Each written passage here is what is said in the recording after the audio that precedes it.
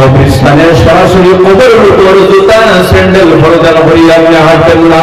খালি যদি জায়গা থাকে তাহলে সেই খালি জায়গায় পা দিয়ে মৃত ব্যক্তির সামনে যাবে, তার চেহারার দিকে মুখ করে আপনি দাঁড়াইবেন। মিরকাত মিশকাত শরীফের সরা, সেই মিরকাতের মধ্যে লেখা আছে মুস্তাহাবু ফি আলি সালাম আলাল মাইয়িত আন ইয়াকুনা বিওয়াজহিহি ওয়া আন ইয়াসতামিরা ওয়া কাযালিকা ফি দুআ ওয়া আলাইহি আমালু আম্মাতিল মুসলিমিন। জিয়ারতের মুস্তাহাবী তরিকা হলো মাইয়িতের চেহারার দিকে মুখ করে আপনি দাঁড়াইবেন। দাঁড়ানোর পর যদি আপনার মুখস্থ থাকে লম্বা সূরা পড়বেন, সূরা ইয়াসিন পড়ুন, কোনো অসুবিধা নাই। বিশেষ করে সূরা মুলক পড়ুন, কোনো অসুবিধা নাই। সূরা দুহান পড়ুন, কোনো অসুবিধা নাই। আর যদি লম্বা সূরা যদি আপনার মুখস্থ না থাকে তাহলে একটা সূরা কিন্তু মুখস্থ আছে, এই সূরাটির নাম হলো সূরাতুল ইখলাস। কোন সূরা? কোন সূরা? সূরা ইখলাস। সামান্য আগে আমরা তেলাওয়াত করেছি, জানা আছে কিনা? এখন কোন মানুষ নেই যে সূরা ইখলাস তার জানা নাই। প্রত্যেক মানুষের সূরা ইখলাস জানা আছে। এজন্য আল্লাহর হাবিব সাল্লাল্লাহু আলাইহি ওয়াসাল্লামের একজন সাহাবী নামাজের মধ্যে সব সময় ফাতিহার পরে সূরা ইখলাস তেলাওয়াত করতেন। সুবহানাল্লাহ। একজন সাহাবী আল্লাহর হাবিবের কাছে গিয়ে অভিযোগ করলেন, ইয়া রাসূলুল্লাহ, আমরা বিভিন্ন সূরা থেকে তিলাওয়াত করি, কিন্তু আপনার ওই সাহাবী শুধুমাত্র নামাজের মধ্যে, আপনাদের জন্য দলিল হিসাবে বলছি না, ফজিলত হিসাবে বলছি, ওই সাহাবী শুধুমাত্র নামাজের মধ্যে সূরা ইখলাস ফাতিহার পরে তিলাওয়াত করে। আল্লাহর হাবিব তাকিয়ে নিয়ে জিজ্ঞাসা করলেন, হে আমার সাহাবী, তুমি শুধুমাত্র নামাজের মধ্যে সূরা ইখলাস তিলাওয়াত কোন কারণে করো? তখন তিনি উত্তর দেন, ইয়া রাসূলুল্লাহ, ইন্নী উহিব্বুহা। ইয়া রাসূলুল্লাহ, সূরা ইখলাসকে আমি অন্তর থেকে ভালোবাসি। সুবহানাল্লাহ বলেন না? আল্লাহর হাবিব বলেন, যদি তোমার অন্তরের মধ্যে সূরা ইখলাসের মায়া মমতা যদি থাকে তাহলে তুদখিলুকা ইয়াহাল জান্নাহ। সূরা ইখলাসের সঙ্গে যদি তোমার মায়া থাকে তাহলে সেই সূরা ইখলাস কিয়ামতের দিন তোমাকে জান্নাতে টেনে নিয়ে যাবে। আমার ভাইয়েরা, সূরা ইখলাসের সঙ্গে মহব্বত যদি মানুষ জান্নাতে যেতে পারে তাহলে আল্লাহ এবং আল্লাহ রাসূলের সঙ্গে মহব্বত হলো আমাদের হাত দেবে না। মৃত ব্যক্তির সম্মুখে দাঁড়াইয়া, কবরের সম্মুখে দাঁড়াইয়া 11 বার সূরা ইখলাস তিলাওয়াত করবেন। কতবার? জোরে বলুন, কতবার? স্বামীর মধ্যে হাদিস আছে, মান কারা সূরাতুল ইখলাস 11 মাররাতান সুম্মা ওয়াহাবা আজরাহানি আমওয়াত রুফি আবিয়াদিল্লাহ।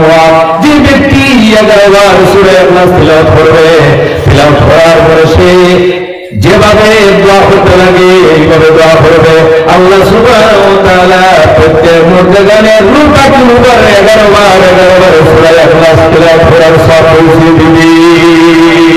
মনে মনে ভাববেন যে আমার লাভ কি হলো, আমার উপকার কি হলো?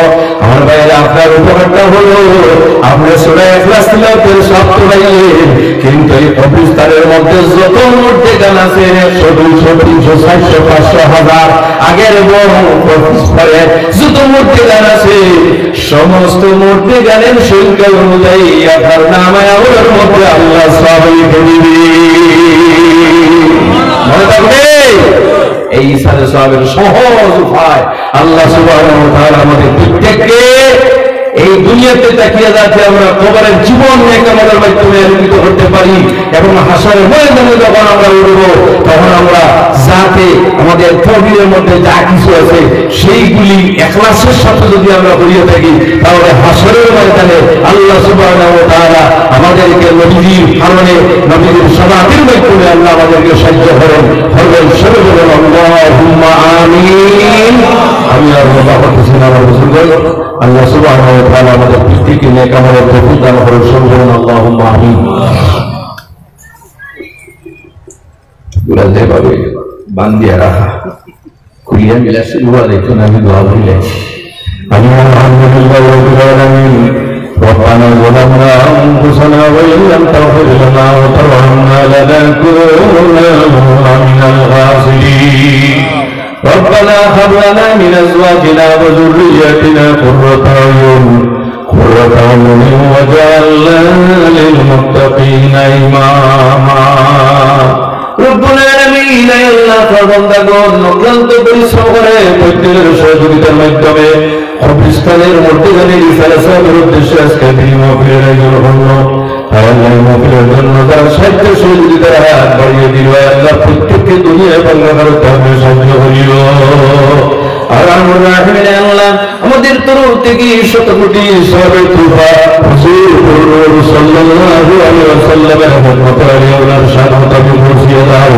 হে আল্লাহ আপনার হাবিবের হাদির হযরত তোমার সালাম থেকে আরম্ভ হয়ে আপনার যারা কবরবাসী হয়ে গেছেন তাদের আরো আপনার উপর পৌঁছিয়ে দাও। আর আমরা আল্লাহ যে মুর্দিগানের জন্য আজকের মাহফিলের আয়োজন আল্লাহ সেই কবরস্থানের যত মুর্দিগান আছেন আল্লাহ প্রত্যেকের আর সব পৌঁছিয়ে দাও। আল্লাহ আল্লাহ মানবের দুর্বলতার কারণে কোন আযাবের মধ্যে যদি গ্রেফতার করেন তাহলে আযাব থেকে রেহাই দিয়ে তাদের কবর শান্তি থেকে বানিয়ে দাও।